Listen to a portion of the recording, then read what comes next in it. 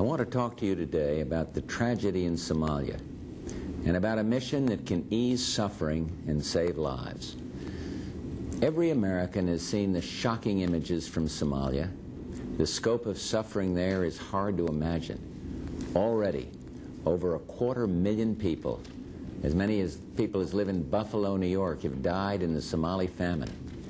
In the months ahead, 5 times that number, 1.5 million people could starve to death.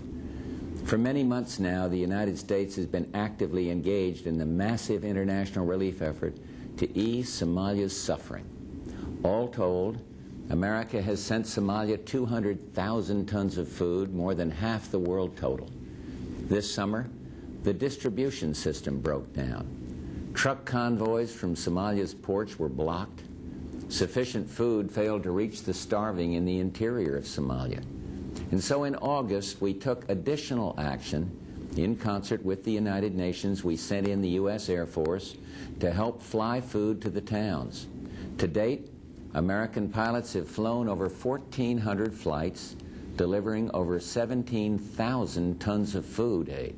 And when the UN authorized 3,500 UN guards to protect the relief operation, we flew in the first of them, 500 soldiers from Pakistan.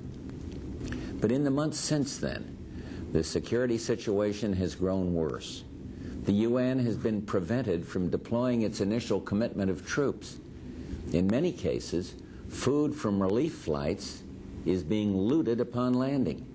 Food convoys have been hijacked, aid workers assaulted, ships with food have been subject to artillery attacks that prevented them from docking. There is no government in Somalia. Law and order have broken down. Anarchy prevails. One image tells the story.